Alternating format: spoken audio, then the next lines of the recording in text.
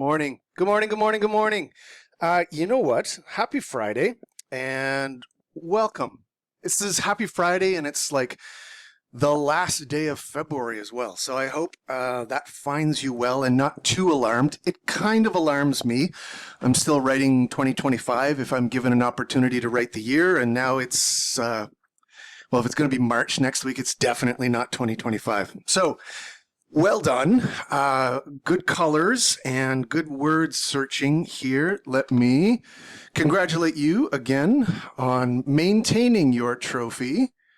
Clear all drawings as the best word search folks to ever grace Zoology 2700. Previously, when we were here asynchronously, so maybe you just did it, maybe it's coming up next week or over the weekend you're going to watch this, but here's what we talked about. We talked about everything that can be, that gastropods can be. And like one of these threads that kind of weaves through the course, I think we have to acknowledge that they can be pretty much anything from making roadside, like edge of road reflective surfaces in this limpet to harvesting and eating the sun to harvesting and eating the heat of the earth in the bottom of hydrothermal vents. And we talked about different strategies, the importance of symbionts, both living at the thermal vents, but also living up and high in the sun. Talked about kleptoplasty. We talked about a whole bunch of different things. And we kind of started out thinking about cephalopods. And that's where we're going to get to today. We're going to spend all of our time with the cephalopods. And I know that for many of you, this will not be, like all of the time is not going to be enough time. Because for many of you, cephalopods are your favorite invertebrate. And so I, first of all, tip my cap to those of you for whom this is the case, and I guess I should tip my flamboyant cuttlefish towards you. This isn't going to be enough time. Cephalopods are a course, right? Clearly. So what we're going to do is kind of skate across some of the highlights, some of the synapomorphies, the characteristics that characterize the characters and character states that characterize this group. We'll talk about how they move through the water. And this is different. We're putting them in the molluscan context. So they're up and off the bottom and moving around. And how they move, because they move with fins and they move with jets and they move with like legs and walking. A lot of this is related to how they eat and how what they're able to eat and what eating does to their capacity to move through the water. That's kind of amazing. I'll close that circle. We'll talk about gas exchange, and then we're going to spend a bunch of time talking about the nervous system writ large, the nervous system including their colors, the nervous system including their intelligence. Cephalopods, if you don't love them before, you're going to love them by the end of today. Where does this sit into the umbrella of the course? Well, using those three active verbs, appraising, synthesizing, and interpreting, we're going to think about how a mobile lifestyle has affected cephalopod evolution in the context of being a mollusk. Things they've gained, things they've lost. Thinking about how being predatory has affected cephalopod evolution, and how many of these things are dependent upon and tied up in the evolution of intelligence. If you were going to fill out an animal care form to do research at the University of Guelph, you'll be doing that if you work with vertebrates. The only case that you would be doing that if for the inverts that you might work with in the future is if you work with cephalopods.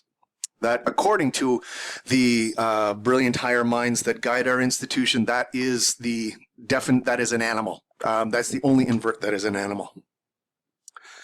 So when we're thinking about, and we now have the gift of this that Julie Steigwart and co-authors have given us of a completely resolved molluscan phylogeny, and we've talked about polyplacophorans and aplacophorans, and we've talked about gastropods, and we talked about monoplacophorans and the rediscovery of the monoplacophorans. I won't get off on my tangent now. On Monday, we're going to be talking about bivalves and scaphopods, like a completely kind of different end of an activity spectrum to what we're going to be talking about today, which are the cephalopods. So cephalopoda, head, foot. I'm going to unpack that word for you in a second as to if you're not familiar with why it might help you remember what has happened to some of the synapomorphies that characterize mollusks, the particular form that they take. Remember the creeping foot in the gastropod that we saw videos of and we talked about the other day? It assumes a very different form here. So synapomorphies for the Cephalopoda. That's a very synaptically pleasing set of sounds. The synapomorphies for the Cephalopoda. They're pelagic, right? They're not benthic. We're not talking about grazing herbivores here. We're up and we're in the water column. They have a chambered shell, particularly in the ancestral form, and we'll talk about those as pertains the extant lineage of that cephalid, the nautilus. A hydrostatic skeleton, how they move that around, beaks and tentacles, extreme cephalization and intelligence. Camera style eyes, that's like I mentioned this the other day, we're not going to spend a lot of time with camera style eyes because if you've done anything with cephalopods so far in your career, it was the eye. And you looked at the cross section of your own eye and you looked at the cross section of the cephalopoda and you went, oh my God, like that's how similar is that design. We're going to talk about a muscular mantle, that the crystalline style is lost, although I'm really going to put a pin in that and say, because it's lost, we're not going to talk about it a lot. It is a signature, this bottom one, of a more benthic sedentary mollusk, and so we'll pick up the crystalline style next time on Monday. And they're macrolithal eggs. Okay. So head-footed, Cephalopoda. This has a lot to do. So we've got an ancestral kind of a mollusk here, ancestral-looking mollusk here. Not a gastropod because you don't see torsion, you don't see that kind of rotation of the body around so that the mantle and the anus points over the head. Even just saying that out loud, what a crazy design that it works so successfully. But what you do see here is a pretty standard idea of dorsal ventral. Ventral, there's the creeping foot. Dorsal, the back and the body mass and the viscera and the mantle kind of making the shell and the stomach and the heart. We saw the heart of that monoplacophorus perched, or the irons, the squamiferum, chrysomelon squamiferum, like way up tall. Here, though, we see the foot is no longer dorsal. The foot is anterior. This is like flying drop kick into whatever predator is going. So we've seen the foot become not ventral but anterior, and there's a lengthening on this dorsal ventral axis. So that's kind of the stretching out that you see between the left and the right hand image there. And the head then beside the foot. So the moving of the head as the dorsal ventral axis is shifted and becomes the primary movement axis, that's where the head is. The head's right down by the foot. So this is the functional anterior posterior axis of the cephalopod now. So the foot in the cephalopod is transformed over evolutionary time, this is not a developmental thing, into a set of the characteristic, like the suckered prehensile appendages, arms or tentacles, that surround the mouth. And that's where we get the close association of the name. The ventral part of the foot, so the last bit of kind of the ventral part of the foot is now this incredible organ called the siphon. And the siphon kind of concentrates all of the water that's entering the mantle cavity. The mantle cavity here, which still surrounds the tinium, you can really see the leaf like we're kind of the author or the illustrator here is really building on what is essentially looking like a beech leaf inside of the mantle cavity. But that water must exit, and it's going to exit then through the siphon, which allows a directionality and a force and essentially a jet propulsion, which we'll unpack in a few minutes. Here's a look. So this is more of your squid-like form, cuttlefish form, and then your octopoid form. And you can see there's some similarities and differences. There are very, the octopus is more of a benthic / pelagic. It's walking around, but it swims. But you still see the siphon or the funnel here. And you see in this unkind cross section, branchial heart, a systemic heart, the poison gland, and the ink sac right in here. That little ink sac is going to come up as we talk about ink and mucus and not predator, not prey-based relationships, but responding to predators. So there's the funnel.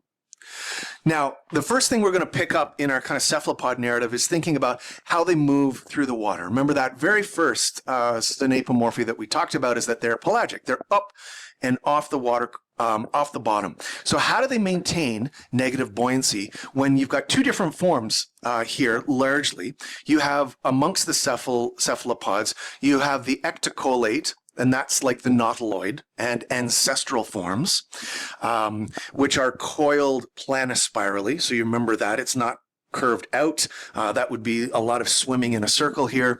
But if you're going to swim, a planispirally coiled animal is really the strategy you want. And then the other strategy that we see in all the other extant lineages is this endocochlate. So the shell is internalized and really reduced. That you'll see when you handle these in lab, just that real tiny pen-like region that the shell, the formally external shell, is reduced to.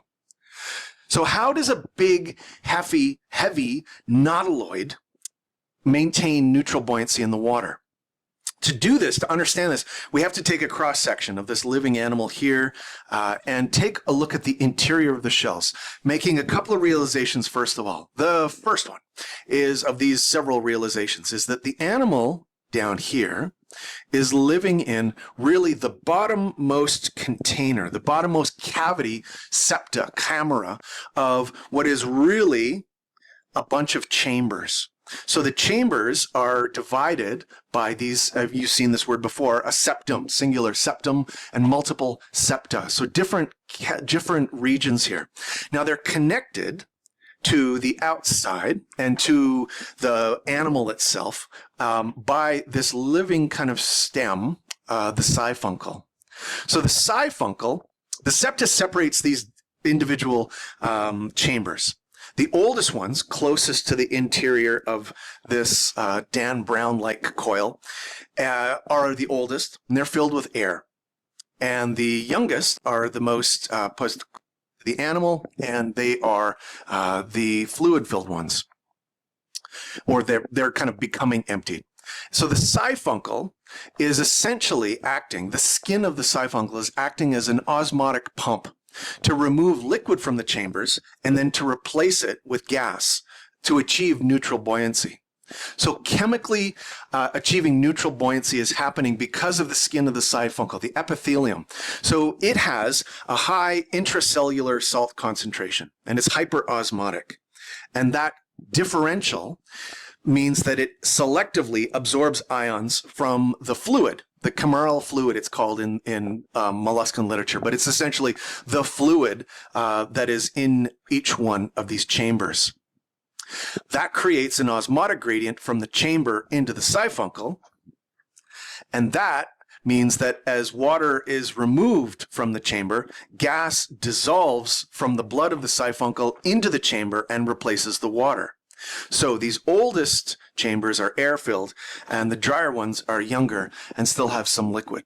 But it's the air in those individual chambers that allows the mobility and the achievement of a pelagic lifestyle. And that achievement happened hundreds of millions of years ago. You remember the Ordovician and the Silurian. It's kind of like, and the Devonian, which are like the principal eras of the age of limestone, at least in southern Ontario. We're sitting on here on Silurian, and there were cephalopods. There were pelagic cephalopods, curled and straight-shelled cephalopods. Some of the ancestral ones didn't have these planispirally coiled. They were long and straight. These would have been enormous organisms.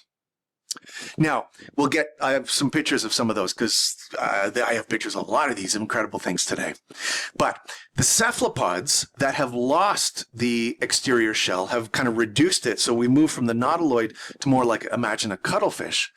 They maintain in their coelom, in their body cavity and connective tissue, large reservoirs of fluid where there are the heavy cations, so the ions that are typical of seawater, are slowly replaced by low molecular weight ammonium ions, lighter salts. So it's still salty. And these light ammonia ions are produced by the fact that these animals are predators and they're eating, not to put too fine a point on it, but they're eating prey. And so their excretia is very salty, and so but it's a lower molecular weight salt than what seawater naturally is, and so that's how they achieve neutral buoyancy.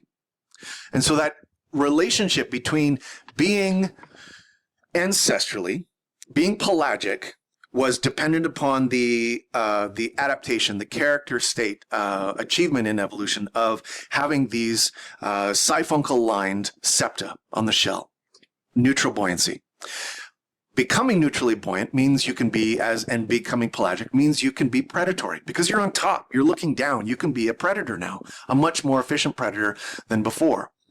Now being an efficient predator, that gives you kind of a second end towards achieving neutral buoyancy that doesn't depend on the camera. So the septa of the nautiloid shell, that ancestral shell, lets you become pelagic, lets you be a predator. Once you are a predator, then you're having this heavy protein diet, which means that you're secreting all of these lighter than seawater ions, which means you've kind of got a second end towards being neutrally buoyant. So that's connected now to sped up through the tape of evolution to the fact that the rates of ammonia formation in squid are amongst the highest known amongst any of the invertebrates.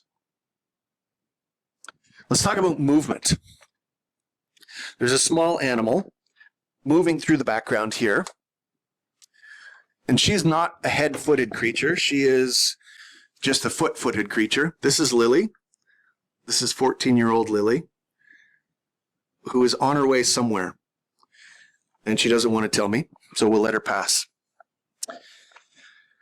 So moving through the water, we've talked about how the foot has created the funnel or the siphon, and it's kind of collecting all the water from the mantle cavity and concentrating it. But especially in the endococcolate, the lineages, the contemporary lineages that don't have the external shell, there are fins. The mantle has made fins on the outside. And the hydrostatic skeleton remains really important because you don't have the external shell that characterizes many mollusks. So the hydrostatic skeleton, these antagonistic muscles, we've talked about this for so many taxa so far, longitudinal muscles, circular muscles at more or less right angles that can fire at different rates and send different parts of your coelom, of the kind of the captured liquid inside of your body, into different places, meaning and resulting in motion, in like rhythmic fin-like motion or in kind of pulsating motion. And so you can see here essentially calamari. So this is a generalized cephalopod mantle, but you're looking at rings and rings of muscle. And so scrape away all of the batter on the outside of your calamari rings. See there the reduced pen on top. That's the reduction of the shell. But there's slow and fast muscle fibers, and the innervation of the muscles in the cephalopod is really one of their key innovations that is connected to so many things that we're going to talk about, from intelligence to coloration, but also to movement. So the circular manomuscle contract with a slow fibers. So it's a slow contraction, and that's opposed by the elastic fibers that kind of ring around that body cavity as well. The radial muscles contract fast, and that can hyperinflate the mantle cavity. And the hyperinflation, that kind of creates, that's a vacuum that the water rushes in to fill, which is essentially is loading the fuel for any subsequent jet propulsion. During fast jetting, the funnel can be pointed anteriorly, and so the animal moves rapidly away. But the funnel is flexible, and so it can be bent around, and so it has like a cruise control as well. Let's take a look at that. So there's our radial muscles in blue and the circular muscles in red. And this translating to this kind of more brutalistic dissection here on the left-hand side to the more animal, organismal. So we've got this arms first swimming. So that's kind of the elbow of the funnel that I was talking about, where it's slower motion, predatory, maybe involved in kind of reproduction when you're, or communication, conspecific communication. But tail first swimming is throw that siphon out and jet away. And you've seen these kinds of things before. And if you haven't, there's a lot of videos in today's. So this is a Mabari video from a bunch of years ago. This is a giant squid, which is an animal characteristic of the like California, Pacific Ocean, but is moving, dramatically moving northward. We do see this in British Columbia and Canada now.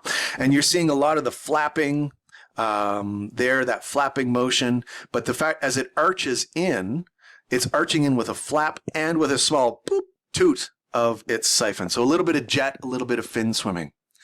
Cephalopods writ large are capable of so many different kinds of motion, including walking. This octopoid, we're going to speed this along, and it's going to lift its petticoats and begin just to run away across the substrate. I'm not sure what a cuttlefish thinks when it sees an octopus do this. I don't know if it's amazed or embarrassed. This video, in terms of walking, crawling, swimming, jet propulsion, this is an octopoid from an aquarium that decided it had had enough of its aquarium life, and it was leaving. So they can crawl, and you've perhaps seen this if you've been to Ripley's, or there's incredibly in the Ripley's aquarium where they have their octopus, there's very small kind of channels that this relatively large organism can fit itself through, because the shell, the ancestral shell, is so reduced that it's really it can fit through whatever's smaller than its beak. Now, speaking of the beak, we're talking about feeding. And we will be talking about the other kind of organs that are attached to the alimentary canal, like the ink sac. But we will talk first of all about feeding. So we've got a beak and a radula. There's the ancestral radula and the kind of horny beak around it. There is often, in most of these lineages, an anterior salivary or a posterior salivary gland, and sometimes that can be initiate digestion, but can also be poisonous. And then relatively short, not a loop. This is not like the long kind of looping intestine that we saw in both cases, not so much with the iron snail, the Chrysomellum squamiferum from the thermal vents, but when we looked at that three-dimensional view of the Monoplacophora feeds in a very ancestrally mollusk kind of a way. It's a rasper, right? And so it has a long looping intestine. Here, short. This is a predator. This is eating protein. So there's the radula. There's the posterior salivary glands. Now we also see the ink sac.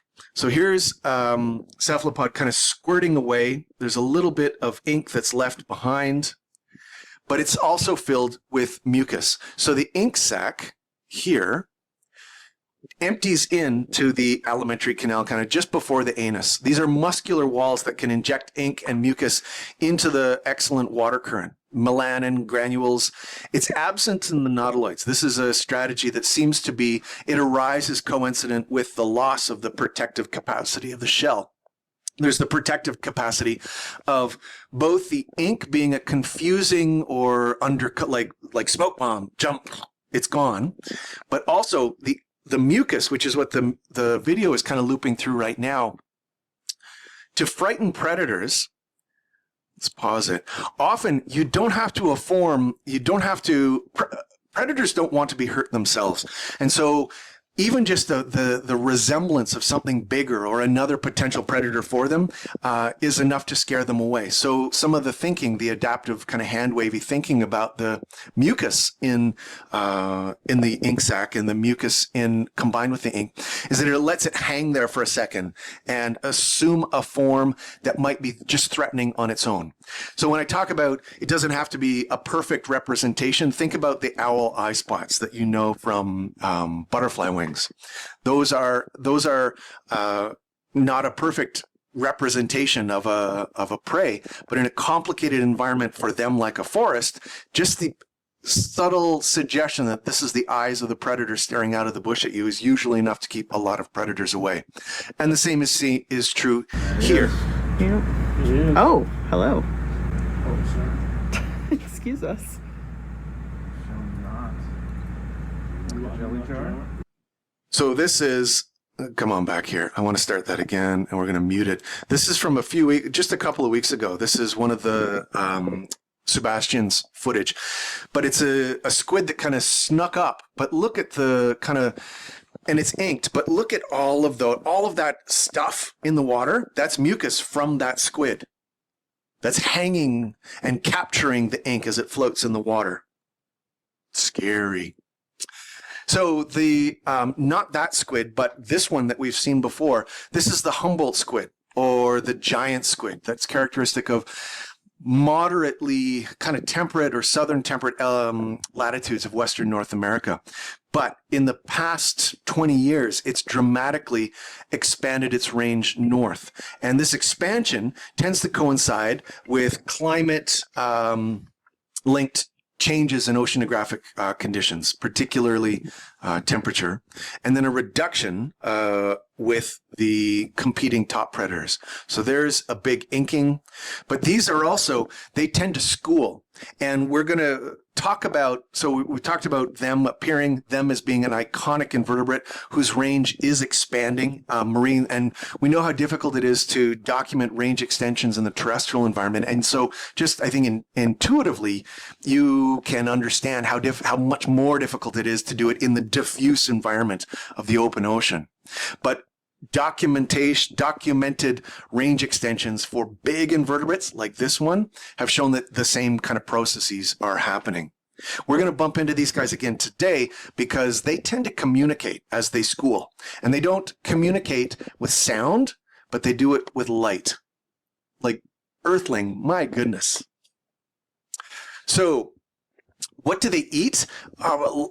Practically all sorts of things that are smaller than them. They'll eat fish, they'll eat crustaceans, they'll eat other cephalopods, they'll eat kind of any kind of benthic invertebrate. You can see a fish has just become a meal right here in this looping video. But in all of the different pelagic / moderately benthic environments that cephalopods eat, sometimes other organisms are surprised when their feeding niche extends to include some of the terrestrial or near terrestrial. This is a video that was filmed by some tourists in Australia a few years ago. And the camera operator was filming that crab. I put the music on.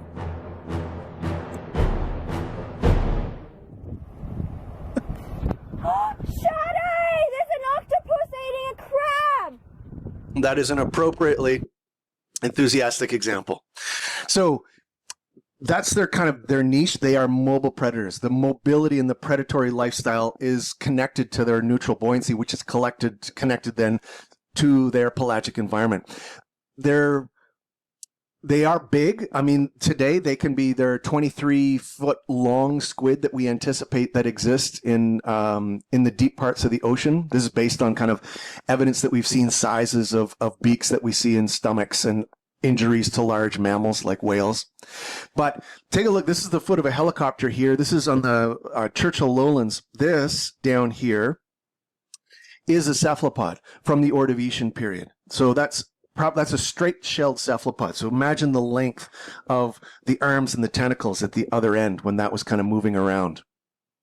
And then this is a curled-shelled cephalopod that this enthusiastic researcher goes and revisits several times near a forest trail in the United Kingdom, but from the much more recent past, from the Jurassic period. But in each case, you can see these divisions. Those are the septa that allowed the neutral buoyancy. So we know these were mobile pelagic predators. We're still discovering so many things. This is a video, again, from the Schmidt Ocean Institute and from Sebastian from March 9th, so almost a year ago today, where they captured this rather strange-looking, even to molluscan biologists, this rather strange-looking cephalopod. It turns out this cephalopod is only about a foot, only about 30 centimeters long, but this is a juvenile colossal squid that was being filmed in its natural environment for the very first time. And the cool thing about it is March 9th, 2025 is 100 years to the day that colossal squid was described for the first time in the scientific literature and named. Side note, don't forget your congratulations to your species assignment. March 13th is coming up. So this guy is only 30 centimeters long, and it was caught at a depth of about 600 meters near the South Sandwich Islands in the South Atlantic Ocean. Oh, look, over there's Antarctica. Now, the cool thing about its identification is I'm not playing any sound right now because the operators and the scientists on board didn't jump and make that identification right away. That happened by observers who were at a distance watching online. And that story's told here. Now, I got a really interesting text message yesterday evening, and it's from somebody that we met on land. And this is what it read. It was great to see you. Hope your voyage is going well. Someone tagged me in the glass squid sighting from Dive 802, and I think it may have been a young colossal squid. Not completely positive, but I'm 80% sure. It would be a world first footage. Let me know if you want to talk about it. So. Isn't that amazing? So 2 days later, there's a text that comes through from someone who was tagged by someone else who had been watching it going, hey, I think you might want to check this out because I know that you like squid. Now, so I got a really interesting... being filmed the first time, and it's in natural environment, and then essentially using both the tools of social media, but also the tools, we've talked about threads throughout the course, one of them being the genetic and genomic revolution that let us look inside of who sees who and the act of speciation and cryptic species, but also technical advantages like Sebastian and the streaming of high resolution video and the sharing of that, instantaneous sharing of that around the world. The adults of these things, this is 23 centimeters, the adults can be like 23 feet. Okay, let's talk about some of the morphological aspects that you can tie into your handling when you get into the lab with these. We've talked about the fact that before that these cephalopods have a closed circulatory system. So bipectinate gills that aren't ciliated, so they're not feeding. So it's really just about respiration. And the fact that it's closed, meaning that it finishes in veins and so the arterial system goes to an arteriole system, goes to a venous system that basically, say, bending a term, but innervates the actual muscles the muscles that are doing the work are really intimately connected to both the system that's going to take away the toxic products of that metabolism and also refurbish and fill their tank with the oxygen and other fuel that they need to keep working. So those capillaries provide a super great area of contact, more so than an open system and a hemal system, which is basically blood kind of bathing organs in a large sinus. So this not a black box, a red box here, these tissue capillaries, this is a really critical element to the active lifestyle of the cephalopods. So excretory products getting them up off the bottom, following an osmotic gradient, and then here really expanding the surface area. So pulling physics into the world of the cephalopods. So there's the closed system. There's a systemic heart and the sorry for jumping back and forth. The respiratory pigment is hemocyanin. There's each of the kind of the lungs or the gills on each side. My fault for saying lungs, but the gills on either side.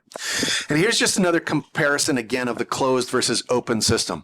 So the open system, think gastropods, think, put this aside, pin it aside, and think about it when we get to the mollusks or the bivalves on Monday. But it's a low, blood is kind of only 30% of the volume, low pressure, limited ability to alter velocity and transport, and sinusoids. But the total volume of the hemocoel here is flipped. And so for the cephalopods, you can see in it's much lower, like 5 to 10%. And the capillary system, that red box that we talked about, allows the alteration of blood pressure and a particularly efficient capacity to alter velocity and the distribution of the blood.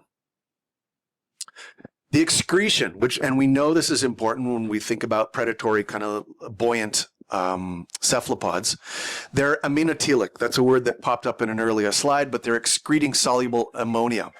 And that a lot of that has to do with their renal sac. So the renal sac here, so you can see it's these kind of the fingers of the, so we've got renal appendages that reach into the renal sac. And that means there's an opportunity for selective absorption and secretion between the renal appendages and the renal sac. Those fingers increase the surface area, increase the rate at which these absorption and secretion can happen. And that is connected to these morphological aspects are connected to how efficient, how much ammonia is excreted by these mobile predators. We spend the rest of our time with the nervous system and aspects of the nervous system. It's really cephalized, quite a strong brain, bilaterally symmetrical. We're, of course, in the bilateria, but giant motor axons, and they're arranged so that even the most distillate parts of the skin are reachable by these impulses. And the giant axons are important because the impulses travel faster in a giant axon. So not only are we talking right into the muscles, we're talking into tiny elements of muscles inside of the skin that control color. And after I check, Caramel's reminded me to check here. I don't see... Yeah, the Kraken, exactly. So thinking about sense organs, we're putting aside the eye, but they have a complex image-forming eye. One of the cool things about their eye that maybe you're not aware is the really reduced number of opsons. These are the pigments that are associated with color. So a really complicated eye, but they're colorblind. Let's put that aside because that makes me go, what? Because I know of and you know as well of the multiple kind of camouflage and the incredible color displays that they're capable of. They also have mechano and chemoreceptors and lateral lines and olfactory organs. This is as you might expect, of a mobile predator. But let's think about the color. So shown here with the incredibly flamboyant cuttlefish, Metasepia. This is an aposomatically colored. So there are toxins in here and poisons. It's an honest advertisement that it is not a good meal. So the chromatophores, these, if you haven't bumped into chromatophores before, we're looking at a close-up of skin over here and of image on the right-hand side, and on the left-hand side, we've got what looks like a bag of sand that's connected and or maybe like some kind of an ancestral trampoline with all these lines. The lines are muscles. The muscles can fire or not fire to increase the radius of this pigment cell. The pigment cell is how the color is made. It's always in there, the granules, but they're under nervous control. So they're either light reflecting cells or colored elements themselves. One cell is this little ball of color, all tightly bound up so you don't see it, and it has muscles attached to it, and the muscles can pull that pigment sac out into a little disc of color. And then when the muscles let go, it just boink, goes right back in and you don't see anything. All right, let's have a look. You know what this is, but this is in some baby squid, some paralarva chromatophores at work. So bonk, and so you saw the little freckles. Slow the video down, and you'll see its sibling come in, not this one, but this one. Give it a boop, and you see, look at the freckles on the left-hand side of the body. Colors. Do some ASMR squid chromatophores. So we're looking at the contraction of those radial muscles that's dilating the pigment sac and making it into like a thin, flat plate. One of the cool things that we don't quite understand, and these are baby squids here that we're looking at, most chromatophores, and chromatophores are born throughout the life of the organism, the cells are replaced throughout the life, they're all, at the start, yellow. And it's over only the course of a few days that they change from yellow to orange to brown. How they're doing that, why they're doing that, we don't know. We don't know so much about these because chromatophores, as we've been amazed by them, are used for intraspecific signaling and for camouflage. You're seeing an incredible display from almost transparency to threat here on the bottom right-hand side. You're seeing the mimic octopus becoming practically whatever predator of its own predators it wants to mimic, and then hiding in a complicated coral environment or on a checkerboard or a chessboard. Let's unpack the mimic octopus for a Unknown second. until it was spotted, first by fishermen off the coast of Indonesia in the 1990s. It looked like an octopus, but it could morph its shape in an instant. That's kind of amazing. So I want to unpack a couple of things about the mimic octopus, because I'm guessing you're familiar with it, because it has been about for your lifetime that we've known about it. Thamoctopus, mimicus. And my way of remembering this name is Thamo, or Thama, means marvelous or wondrous. So just saying Thamoctopus. This is a marvelous octopus. These displays that they're making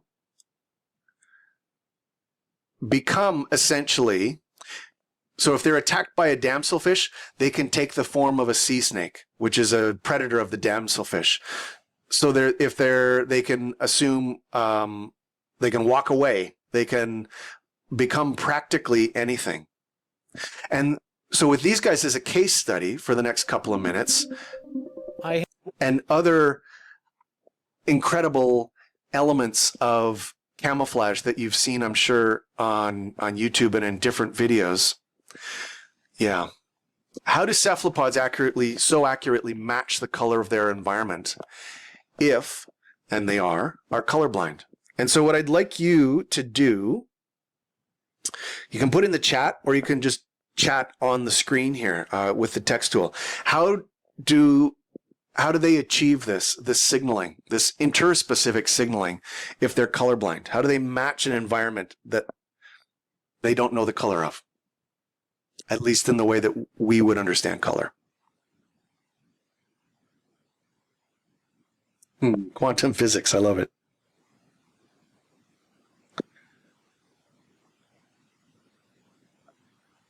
Yes.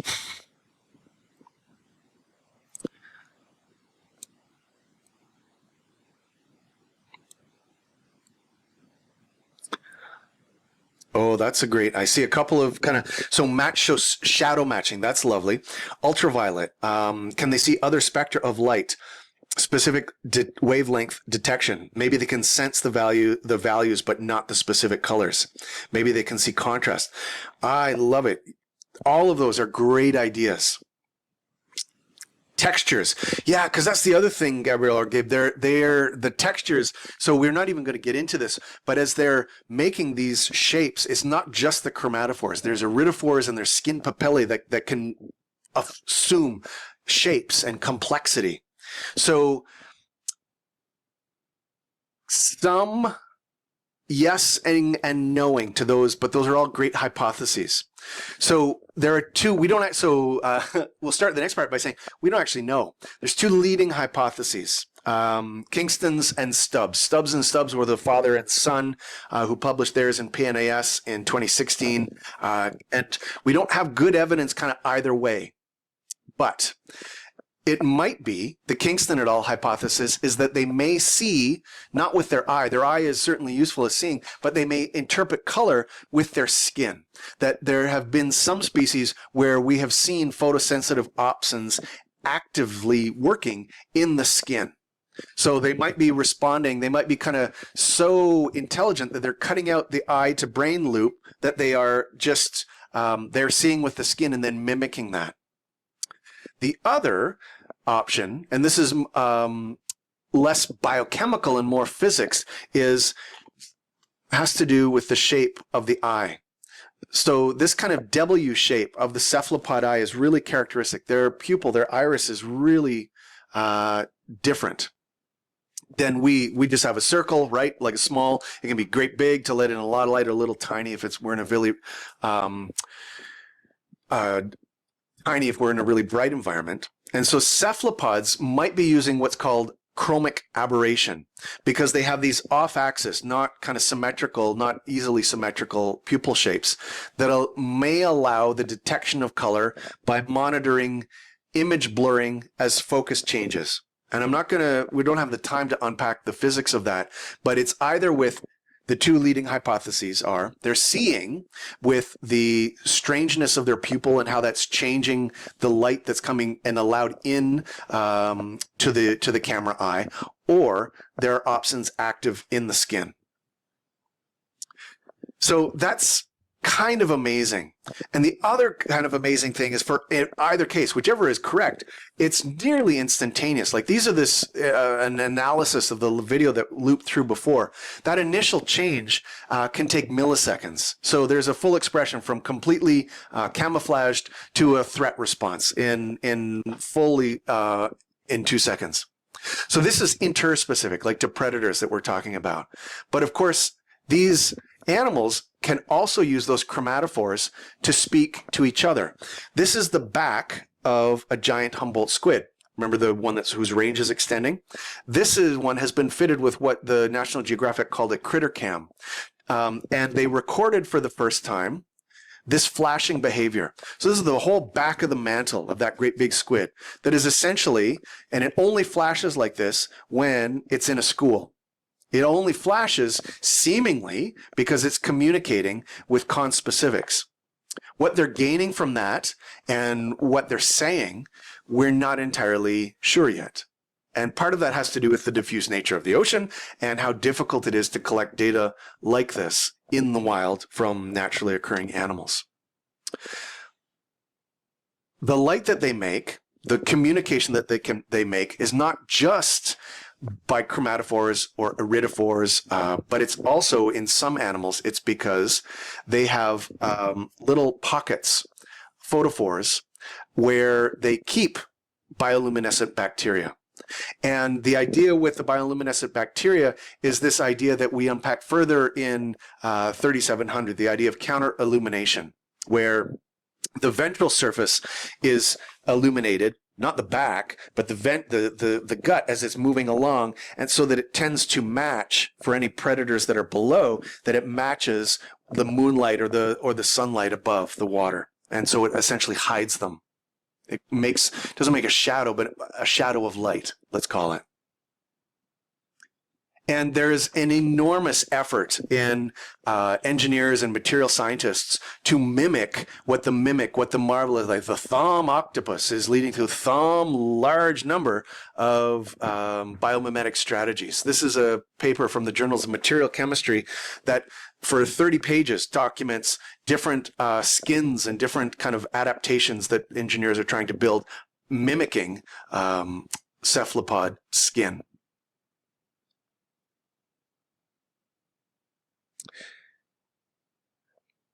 So they read how light is reflected to the surface. Yes, I see the question. Thank you, Caramel, and thank you for the question. Yeah, and so that's, again, that'll be part of the eye, right? Great big eye for the pelagic hunter.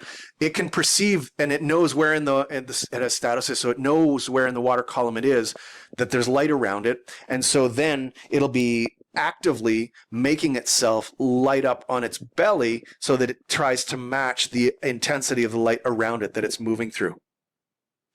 Last couple of minutes doesn't seem like enough, but we're going to get into tool use.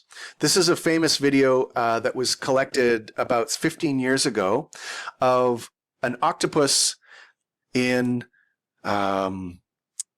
Indonesia or Palau, I don't remember, but tool use, the documentation of tool use in cephalopods, using half of a bivalve shell, half of a mussel shell, or a cut coconut in lots of anthropogenically disturbed environments, and using those as tools and carrying them around kind of under one of their arms. And this has really challenged our idea of tools as being, well, this is like, who uses tools? Well, primates and maybe corvids, and that's it. It's like, no. Invertebrates use tool as well. And so this discovery, this is what the authors wrote at the time, the discovery of this octopus tiptoeing across the seafloor with its prized coconut shell suggests that marine invertebrates engage in behaviors that we once thought were the preserve of humans. Now, they're certainly doing it in environments that are affected by humans. So this is views of citizen science images of octopus using this kind of behavior, but not using a half a bivalve shell, but using a lot of the detritus that we pollute their environment with. So interacting with litter and using it as a tool. So the last kind of observation, the intelligence that we're seeing, and these are intelligent organisms, and they have challenged historic hypotheses about the evolution of intelligence because they have complex brains and complicated behavioral strategies with a really fast life history strategy. And they tend to live in simple social environments, often solitarily. Historically, we thought about intelligence being tied to long-lived social, and these are neither of those things. So it's led to us, it's a bias in our own species because of how we've accrued intelligence that we've largely overlooked this intelligence in the cephalopods. And we can demonstrate it. We see it here in cephalopods that are kind of put through these horrible experiments where they avoid a location. Here the locations are either like paired with the color of the aquarium that they're in. And in one area, they were placed like imagine it doesn't have to be, it's one or the other, the dots or the bars. But after they learn to associate that environment with the researcher's application of a noxious stimulus, which doesn't kill them, but it hurts. And that's what this kind of infographic is showing, is that they are capable of both discriminating and effective pain experience. Again, a level of intelligence that we had not historically thought to be associated with invertebrates. And this again seems to be tied to lifestyle, but in this case, the loss of the shell, the ecto to endococcolate change within the cephalopods. Losing the shell, and we talked so far about kind of the advent of the ink sac, like nautiloids don't have that, but losing the shell leads to a dramatic increase in predatory pressure, which may have been it may both have prevented the existence of slow life histories of living a long time just because you have so many predators because you're soft and delicious, but it also allowed you to exploit new niches and that favored the emergence of intelligence. And if you want to expand that further, please go to Netflix and watch this wonderful thing. All right. I see one more question. Since they are so smart, do you think cephalopods have different schools of philosophy and are developing their own biology of life in their own cephalopod way? I love that. I wish I could think of it.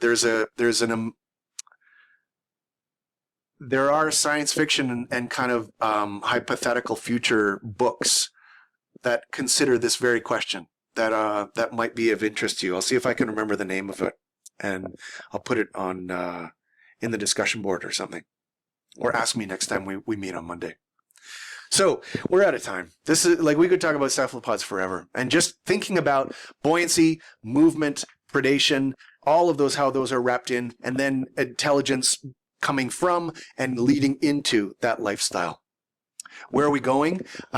We have one more shared time with the mollusks, and that's going to be on Monday, where we talk about the bivalves and the Cephalopods, kind of the other end of a mobility spectrum. And then in lab, read up on your lab 5, and there's a bonus for assembling the worm model. 3 things are kind of ought to be in your brain for completing. There's an online lab quiz that's due by Sunday at midnight. Your case study for this week is due next Tuesday. And congratulations, your species is coming up. Don't forget it, and remind people about it. Remember, there's multiple videos about it. There's a 23-minute video explicitly about it. Okay, it's Friday. It's our last February time together. Happy Friday. Take care of yourself. Take care of others around you. I'm going to stop recording and hang out if there's questions.